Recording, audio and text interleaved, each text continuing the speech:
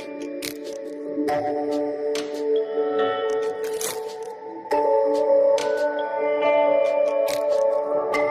my dear student. This is me, Dr. KP Singh, and today we are going to start magnetic effect of electric current, one of the really most important chapter in your physics. Actually क्या था कि last time जब हमारा Maharashtra syllabus पूरा change हो रहा था तो ये एक सिंगल ऐसा चैप्टर था जिसको 11th से हटाकर कंप्लीटली 12th में डाल दिया गया है। मींस पहले जब हम स्टडी करते थे तो एटलीस्ट 3 से 4 घंटे हमारे 11th में इन्वेस्ट होते थे और 3 से 4 घंटे ही हमारे 12th में जाते थे। But right now the complete things are involve in your 12th section. पूरा का पूरा जो चैप्टर है वो 12th में इन्वॉल्व कर दिया गया है। मींस करंट के बेसिस पर कैसे मैग्नेटिक फील्ड जनरेट होता है। और मेरे बच्चों, आपकी स्टडी को इजी बनाने के लिए मैंने पर्टिकुलर इस चैप्टर को ऐसे टाइप से डिस्ट्रीब्यूट किया है जिससे समझना बहुत ज्यादा आसान हो जाए। और ये सिचुएशन डेवलप करने के लिए पूरे चैप्टर को मैंने अलग-अलग 4 पार्ट्स में डिवाइड कर दिया है। मींस यहाँ जो फर्स्ट पार्ट है हमारा MEEC का, यानी जब हम क्लासिफिकेशन स्टडी करें तो पूरे की क्लासिफिकेशन में पहला है हमारा Biot-Savart law. The first will be here Biot-Savart law, यानी बायो-सावर्ट लॉ और उसकी एप्लीकेशन। तो आपको पहले ये जनरेट में करवा के बताओ भाई बायो-सावर्ट लॉ आता कहां से है, क्या सिचुएशन है, क्या इसकी एप्लीकेशंस है। देन बायो-सावर्ट लॉ के बाद हम चलेंगे किस पर, Ampere's circuital law. Ampere's circuital law, circuital law. Then जो थर्ड वाला हमारा स्टार्ट होने वाला है, यहाँ जो थर्ड वाला आएगा एक्चुअली वो आएगा हमारा क्या है, इफेक्ट ऑफ फोर्स, यानी effect of force. Effect of force दो सिचुएशन में कौन सा, ऑन। पहला है मूविंग चार्ज, मूविंग चार्ज, और दूसरा आएगा हमारा कौन सा, एंड करंट। यानी दो सिचुएशन हम पढ़ेंगे। एक हमारी जो फोर्स की application due to the moving charge, second force जो जनरेट हो रहा है ड्यू टू हमारा करंट। कितना मूविंग चार्ज से जनरेट हुआ और कितना हमारा करंट से जनरेट हुआ। यानी हमारे पास how many situations right now we are having two situation. पहला किसकी वजह से, चार्ज की वजह से, दूसरा करंट की वजह से। यानी हमारे पास 3 ये पार्ट आ गए इंडिविजुअल। और जो लास्ट वाला पार्ट होता है इसका डी पार्ट, जिसे हम बोलते हैं magnetic instrument. Magnetic instrument situation. ये जो इंस्ट्रूमेंट्स हैं हमारे, इनमें इंस्ट्रूमेंट में सबसे पहला हमारे लिए इंस्ट्रूमेंट आएगा साइक्लोट्रॉन, उसके बाद आएगा एमसीजी। एमसीजी का कन्वर्जेशन आएगा आपका कि एमसीजी को वोल्टमीटर में कैसे कन्वर्ट करते हैं, एमीटर में कैसे कन्वर्ट करते हैं। और गाइस जब हम चैप्टर स्टार्ट करने ही जा रहे हैं तो चैप्टर की स्टार्टिंग जो होती है वो हमारी होती है एम्पियर्स। यहाँ अगर हम पूरा सिस्टम देखें कि कैसे हमारे क्या है एम्पियर वगैरह ये सब पैटर्न आए, और यहाँ से जो बेसिक्स है या जो स्टार्टअप है वो ऑरस्टेड एक्सपेरिमेंट से स्टार्टअप होता है। ऑरस्टेड एक्सपेरिमेंट लीजिए, ऑरस्टेड का एक्सपेरिमेंट स्टडी करने जा रहे हैं। और मैं सर्किट वाइज आपके साथ जाता हूं। तो यहां एक पर्टिकुलर मैं आपको सर्किट शो कर रहा हूं। लीजिए ये रहा सर्किट हमारा गाइस, ये की है हमारे पास, की के साथ यहां हमने करंट फ्लो किया और एक मैग्नेट यहां लगा दिया। ये सब किया गया नहीं था, हो गया था। मींस ये हमारे पास एक ईएमएफ है, ये की है, और ये मैग्नेट का नॉर्थ है और ये कैसा है, साउथ पोल है। यहां से करंट फ्लो किया। हुआ क्या, ऑरस्टेड ने 1820 में अपना एक्सपेरिमेंट कर रहा था और उस कंडीशन के ड्यूरेशन में ऑकेजनली एक्सीडेंटली वो क्या देखते हैं कि जब वो एक्सपेरिमेंट कर रहे थे तो उन्होंने मैग्नेटिक नीडल को करंट कैरिंग कंडक्टर के पास लाया। और सडनली क्या होता है, जैसे ही वो क्या करते हैं मैग्नेटिक नीडल को उस करंट कैरिंग कंडक्टर के पास लाते हैं, then there is a deflection inside the magnetic needle. उस कंपास में डिफ्लेक्शन आना स्टार्ट हो जाता है। और जब ये डिफ्लेक्शन स्टार्ट होता है हमारा, तो यहां it means if any deflection in compass, so there is a field which is known as magnetic field. Means मैंने कहीं करंट फ्लो किया और वहां क्या जनरेट होने लग गया, क्या जनरेट होने लग गया, डिफ्लेक्शन इन कंपास। और सिचुएशन क्या थी, पहली सिचुएशन यहां इफ आई इंक्रीज, मैंने आई को बढ़ाया, आई क्या कर दी, इंक्रीज कर दी। जैसे ही आई इंक्रीज हुई, डिफ्लेक्शन भी क्या आ रहा था, डिफ्लेक्शन भी क्या हो रहा था, यहाँ इंक्रीज हो रहा था। किसके लिए, किसके लिए इंक्रीज हो रहा था, मींस जैसे मैं करंट को बढ़ाऊंगा वैसे वैसे उस मैग्नेटिक नीडल में क्या हो रहा था, डिफ्लेक्शन इंक्रीज हो रहा था। सेकंड थिंग, फर्स्ट थिंग तो ये थी डिफ्लेक्शन क्या है हमारा, बढ़ रहा था करंट बढ़ाने पर। मैं इस सिचुएशन में क्या करूं, सेकंड वाली सिचुएशन में मैंने क्या किया, जैसे ही, यानी इस सिचुएशन में क्या देखा गया ऑस्टेड के थ्रू, कि जैसे ही करंट की डायरेक्शन को रिवर्स करते हैं, मींस यहां करंट जा रहा है हमारा, कैसे करंट जा रहा है क्लॉकवाइज। मैं इसी करंट को क्या करता हूं, एंटी क्लॉकवाइज कर देता हूं, तो क्या आता है हमारा, डिफ्लेक्शन भी रिवर्स हो रहा है। मींस जब करंट की direction, means direction of current, if you are changing direction of current, तो करंट का डायरेक्शन चेंज करने पर डायरेक्शन ऑफ करंट चेंज हो रहा है, तो due to the change in the direction of current there is a change in the deflection. यहां deflection भी हमारा क्या हो रहा है, डिफ्लेक्शन विल चेंज, डिफ्लेक्शन पूरा क्या हो जाएगा, बदल जाएगा। It means what is the individual situation here? Right now we are having first condition, if there is a deflection then there is a current, means if there is a current then there is a deflection. If we will increase the magnitude of current, first condition क्या थी, current flow किया, deflection आया। Second condition क्या आई, if we will increase the magnitude of current then deflection will be increased. Third thing, if we will change the direction of current then deflection will be changed। यानी हमारे पास तीन यहाँ particular क्या आ गए, यहाँ observation आए, और ऑब्जर्वेशन के बाद जब इन्होंने रिजल्ट निकाला, ये सिचुएशन है रिजल्ट की, और रिजल्ट क्या आया, if there is a current, हम कहीं करंट फ्लो करते हैं तो मैग्नेटिक फील्ड प्रोड्यूस हो जाता है। करंट फ्लो करने के बाद क्या प्रोड्यूस हो रहा है, magnetic field, means production of the magnetic field due to the electric current is known as what, this is known as what, MWC, magnetic effect of electric current।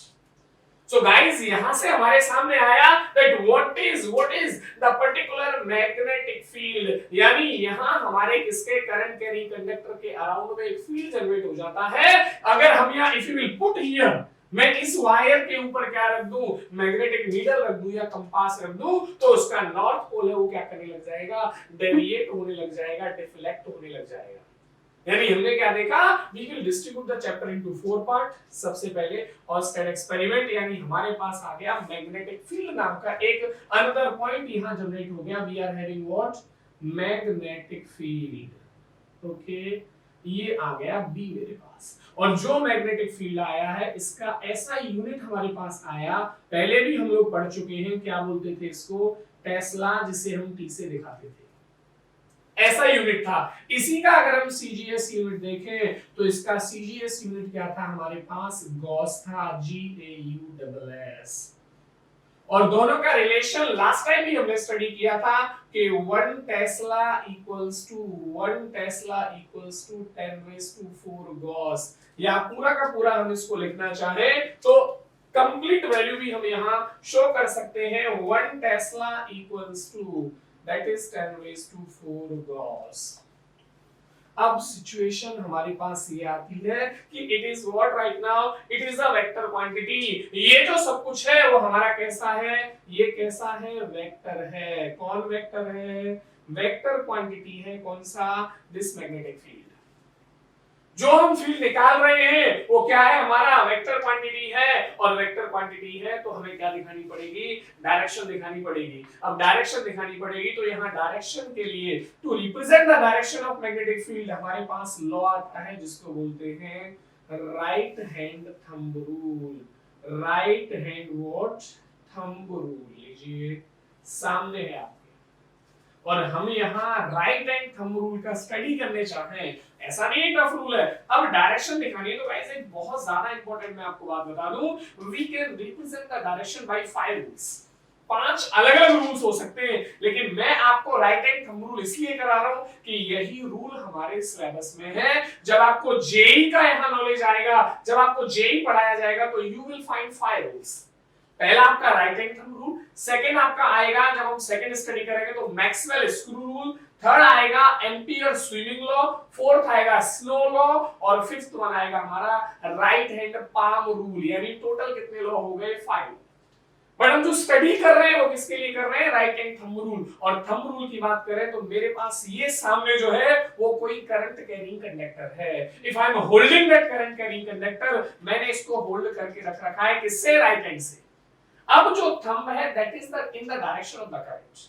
Suppose current ऊपर की तरफ जा रहा है तो मेरा थंब है वो किसकी डायरेक्शन को बता रहा है? करंट की डायरेक्शन को बता रहा है। If thumb represent the direction of the current, then curling fingers, this one like that, they will represent the direction of the magnetic field। यानी इस सिचुएशन के अकॉर्डिंग हम बात करें तो मेरे पास यहाँ दो सिचुएशन बन सकती हैं अलग अलग। यानी एक हो जाएगा मेरा कैसा? क्लॉकवाइज के लिए, और दूसरा सिचुएशन बन सकता है किसके लिए? एंटी क्लॉकवाइज के लिए। यानी करंट जब हमारा ऐसे फ्लो करे और करंट जब ऐसे फ्लो करे, यानी मेरा करंट ऐसे जा रहा है तो सिचुएशन कैसी हो गई? This is anti clockwise. Anti clockwise लीजिए तो डायरेक्शन कैसे आ गई? ये डायरेक्शन हो गई किसकी?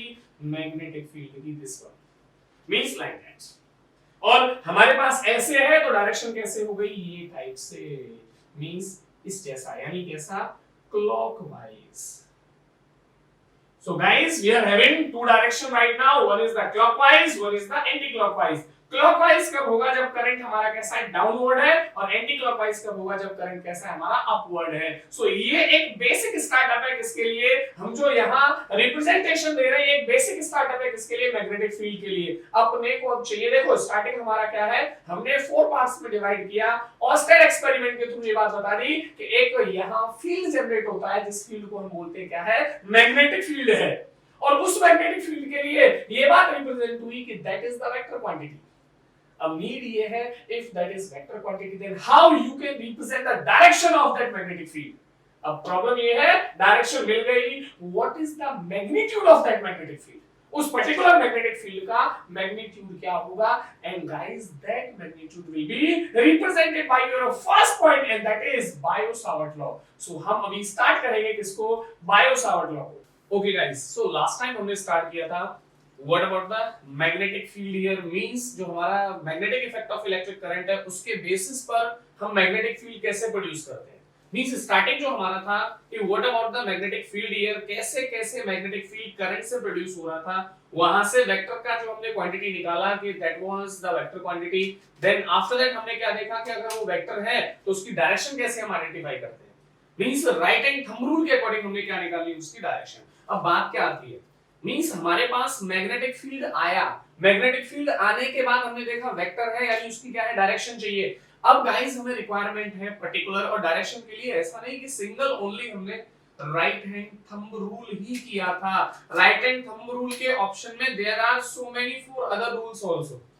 मैंने बताया था कि वो जेडबल या नीट के सेक्शन के लिए आपको काम आने वाले हैं, वो यहाँ इंडिविजुअली अभी काम नहीं आने वाले हैं। यहाँ भी महाराष्ट्र बोर्ड के सिलेबस में भी we just have only one rule here, और वो कैसा था? हमारा right hand thumb rule. Maxwell screw rule भी है हमारे पास क्या है? स्नो रूल भी है हमारे पास, एम्पियर स्विमिंग रूल भी है हमारे पास, राइट हैंड पाम रूल भी है। We are having 5 different rules, but as per Maharashtra board syllabus we just require only one right hand thumb rule. और एग्जैक्ट जो सिचुएशन थी उसकी, एग्जैक्ट जो कंडीशन थी उसकी कि if we will place our thumb of right hand towards the direction of current, then curling of the finger will represent the direction of what? Magnetic field। यानी जब हमारे लिए क्या है? अपवर्ड करंट होगा तो ये कैसा होगा? That will be anti clockwise. और जब डाउनवर्ड करंट था तो हमारे लिए कैसा था? वो क्लॉकवाइज। लेकिन गाइस अब हमें रिक्वायरमेंट है what is the magnitude of that magnetic field। जो हमने मैग्नेटिक फील्ड निकाला उसका मैग्नीट्यूड क्या होगा? जो उसका इंडिविजुअल मैग्नीट्यूड है उसको कैसे रिप्रेजेंट कर सकते हैं? तो उसके लिए एक लॉ आया, एक बहुत एक्सपेरिमेंटल स्टडी के बाद में, यानी हम फिजिक्स में the golden year of the physics 1820, जो 1820 का टाइम था वो गोल्डन ईयर था। और उसी टाइम पे one of the very famous two persons Biot and Savart, जो बायोट और सावर्ट है उन्होंने अपना एक पर्टिकुलर लॉ दिया जिसे बोला गया बायोट सावर्ट लॉ। एग्जैक्टली क्या था वो मैं आपको बताऊं। बायोट और सावर्ट ने ये बात बताई कि मेरे पास कोई करंट कैरिंग कंडक्टर है, सपोज गाइस ये मेरे पास एक क्या है, करंट कैरिंग कंडक्टर है, ये रहा। इस पर्टिकुलर करंट कैरिंग वायर में you can take a straight wire also, कोई इशू नहीं है। इसमें हमने एक छोटा पार्ट ले लिया इसका, सपोज करो AB इसका एक स्मॉल पार्ट है और इसमें करंट कितना है I। यहां जब मैं देख रहा हूं इस करंट कैरिंग कंडक्टर में स्मॉल पार्ट क्या हो गया हमारा, small part is what AB, जिसका लेंथ है कितना DL, हमारा इसका क्या है लेंथ है यहां, और इसके इस मिड पॉइंट से कितना r डिस्टेंस पर कोई पॉइंट P है, इस पॉइंट P पर जो थीटा एंगल पर है इसके सेंटर O से you will have to calculate magnetic field intensity at point P।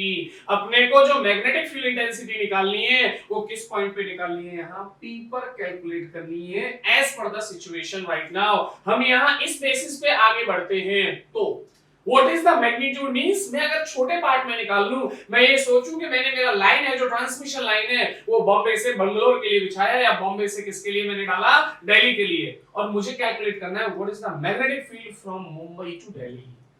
तो ऐसा तो नहीं कि एक पार्ट को यहां लगाऊं दूसरे पार्ट को वहां जाके और मैं मैग्नेटोमीटर से चेक करूं कि यार this is the value of the magnetic field, वैसा नहीं होता है। यहां मैं क्या करूंगा, I will take a very small part of that line. तो मैंने उस पर्टिकुलर लाइन का यहां एक छोटा पार्ट ले लिया और उस पार्ट की लेंथ क्या है DL, और उस लेंथ के बेसिस पर I am going to calculate what magnetic field means. यहां जो मैग्नीट्यूड आएगा, magnitude of magnetic field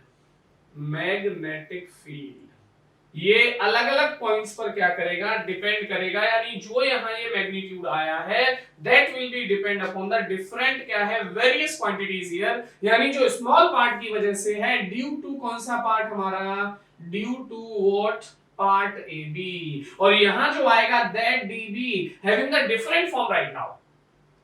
first condition जो इसकी है, इन्होंने एक्सपेरिमेंटल वे में क्या बात बताई कि जो स्मॉल पार्ट की वजह से हमारा मैग्नेटिक फील्ड है means the value of the magnetic field due to a very small part of that current carrying conductor जिसमें करंट I फ्लो कर रहा है, वो डायरेक्टली प्रोपोर्शनल होगा length of small section. What is that small section? That is the DL। यानी हमने पूरे wire में से एक छोटा हिस्सा ले लिया, एक स्मॉल पार्ट ले लिया गाइस। और माय डियर स्टूडेंट, हम ऐसा कर क्यों रहे हैं भाई? शुरुआत हमने करी कि मैग्नेटिक फील्ड कुछ होता है जो करंट से हमारा जनरेट हुआ, फिर हमने देखा कि वो वेक्टर क्वांटिटी होता है, फिर देखा वेक्टर है तो भाई डायरेक्शन क्या है, तो उसके लिए राइट हैंड थंब रूल आ गया। अब ये देखना है what is the magnitude of that magnetic field, how you can calculate the value of the magnetic field by any current carrying conductor if the particular amount of the current flowing in that conductor. So first situation क्या है हमारी, DB will directly proportional means small magnetic field जो उस particular part से generate हुआ है वो उस पर्टिकुलर पार्ट की लेंथ के डायरेक्टली प्रोपोर्शनल होता है, first one. Second one, DB directly proportional to I। Current ज्यादा बढ़ा रहे थे तो वैल्यू भी इसकी क्या आ रही थी हमारी, ज्यादा आ रही थी। और थर्ड इन्होंने जो कंडीशन रखी, DB directly proportional to sin theta. अलग अलग यहाँ क्या है ट्रिग्नोमेट्रिकल रेशियो पर स्टडी किया और पाया कि जो ये एंगल जो मिड पॉइंट को ज्वाइन कर रहा है उस पर्टिकुलर पॉइंट से उस एंगल का क्या है आपका साइन के क्या है डायरेक्टली प्रोपोर्शनल होगा। And the fourth one of the very popular, सबको मालूम रहता है yes, inverse square law.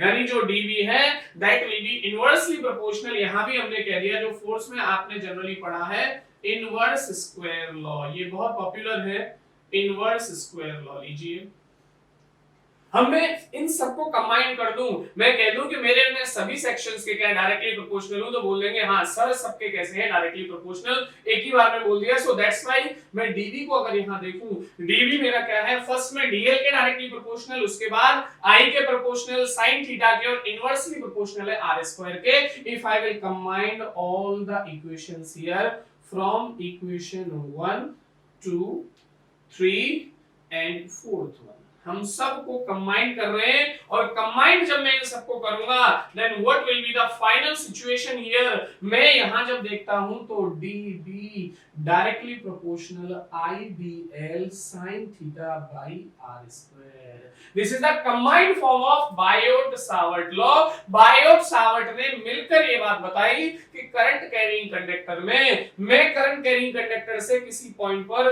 Magnetic field को एनालिसिस करूं. So what is the magnitude of that magnetic field. So guys ये हमारा आया dV प्रोपोर्शनल इन सभी क्वांटिटीज के था.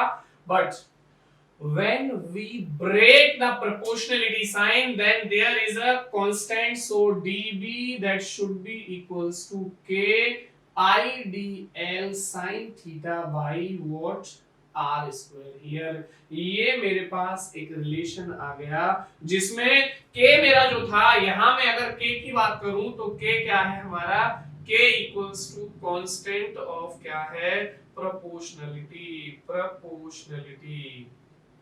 लीजिए ये k का वैल्यू आ गया मेरे पास. और k को मैं अगर देखूं तो दो पैटर्न है मेरे पास फॉर SI. मैं अगर SI में जाऊं, SI सिस्टम, तो k का वैल्यू मुझे कितना आता है यहां. और SI में भी फॉर SI एंड क्या है, फ्री स्पेस. मैं इसको यूज कहां करूं, फ्री स्पेस में. तो जो k का वैल्यू है that is mu naught upon कितना, 4 पाई. आप कहोगे sir why you are not taking the CGS and why you are not taking the other medium. वो भी हम लेके करेंगे, लेकिन एज पर अवर महाराष्ट्र बोर्ड ये बहुत सारे कॉम्प्लिकेशंस का रिक्वायरमेंट नहीं है. कॉम्पिटिटिव में जब हम एंटर करेंगे then I will represent all and each and every complications here. और जब ये वैल्यू वहां रखते हैं सो फाइनली हमारे पास क्या आ जाता है, मैग्नेटिक फील्ड जो आएगा, लीजिए magnetic field dB that should be equals to mu naught upon 4 pi IDL sin theta by r square. ये सिचुएशन मेरी आ चुकी है. लीजिए यानी मैंने उस स्मॉल पार्ट से क्या है, कितना dB जनरेट होगा, कितना मेरा मैग्नेटिक फील्ड जनरेट होगा, वो यहाँ सिचुएशन आ गई है. और यहाँ जैसा हम जानते हैं ये जो म्यू नॉट बाई 4 पाई है that is also equals to 10⁻⁻⁷. क्यों, क्योंकि म्यू नॉट का जो वैल्यू होता है, म्यू नॉट आल्सो हैविंग 4 पाई इनटू 10⁻⁻⁷. क्या, टेस्ला मीटर पर एंपियर. ये किसकी वैल्यू है, म्यू नॉट की. और जब ये वैल्यू आप यहाँ रिप्लेस करोगे तो dB equals to what, finally जो हमें मिलेगा वो क्या मिल जाएगा, 10⁻⁻⁷ IDL sin theta by what, r square. ये गाइस पूरा वैल्यू मिला हमें, पूरा वो इक्वेशन मिला जो हमें यहाँ रिक्वायरमेंट था. किसके लिए, यहाँ हमें रिक्वायरमेंट था किसके लिए, मैग्नेटिक फील्ड को रिप्रेजेंट करने के लिए. That what is the magnitude of magnetic field. But what is the problem right now. इसके पीछे सिचुएशन क्या हुई हमारे लिए, प्रॉब्लम क्या है. अभी हमने वो स्मॉल पार्ट के लिए निकाला है, और यही अगर हमें निकालना हो क्या है, टोटल मैग्नेटिक फील्ड. लीजिए टोटल हम क्या निकाल रहे हैं, मैग्नेटिक फील्ड. ओके, मैं अगर टोटल मैग्नेटिक फील्ड निकालूं तो मेरे पास क्या आ जाएगा, dB equals to, sorry dB तो चलो हम यहां से सिचुएशनली अभी हम कर लेते हैं. हमारे पास टोटल मैग्नेटिक फील्ड की जो वैल्यू हम निकालेंगे that should be what, not dB, that will be B.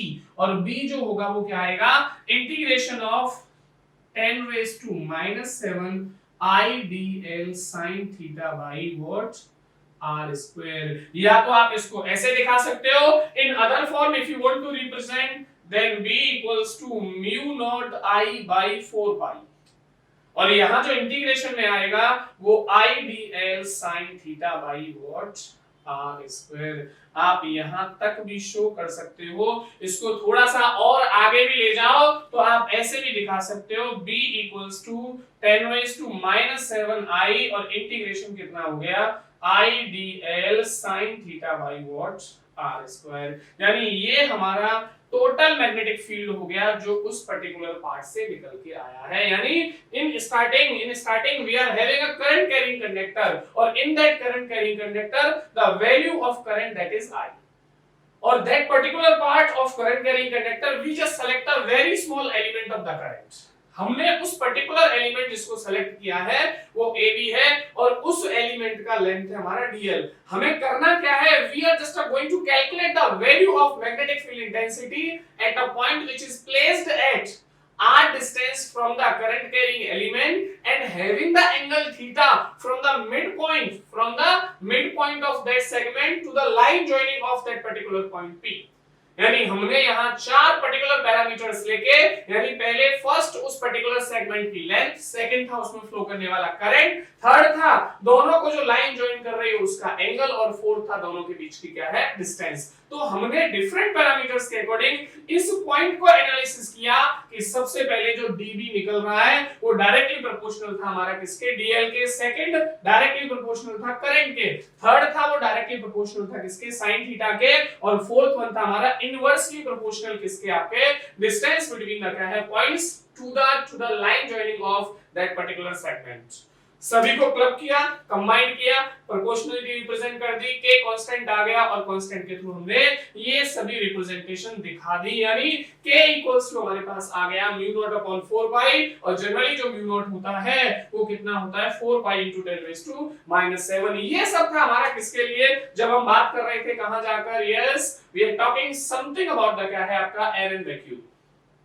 But guys if you want to represent this one for medium, मुझे ये for medium के लिए चाहिए, ओके तो मीडियम के लिए जाएंगे तो सिचुएशन हमारी थोड़ी बदल जाएगी, यानी जो dv है वो क्या आ जाएगा mu naught mu r upon 4 pi, और क्या होगा idl sin theta upon r square. ये सिचुएशन बन जाएगी किसके लिए, जब हम जाएंगे मीडियम के लिए, या तो यहाँ ये सिचुएशन से जा सकते हैं, और you can represent in other form also total value, लीजिए टोटल वैल्यू भी आप दिखा सकते हो, और टोटल वैल्यू क्या आएगा b इंटीग्रेशन किसके लिए, mu naught mu r by 4 pi, और आगे आ जाएगा idl sin थीटा बाई कितना r स्क्वायर। यानी हम इंटीग्रेशन में टोटल फॉर्म भी लेके यहां दिखा सकते हैं किसके लिए, जब हम कहां है गाइस मीडियम में है। तो ये था हमारा क्या है बायो सावर्ट लॉ। अब हम क्या करने जा रहे हैं इससे आगे हमारा पॉइंट आने वाला है क्या,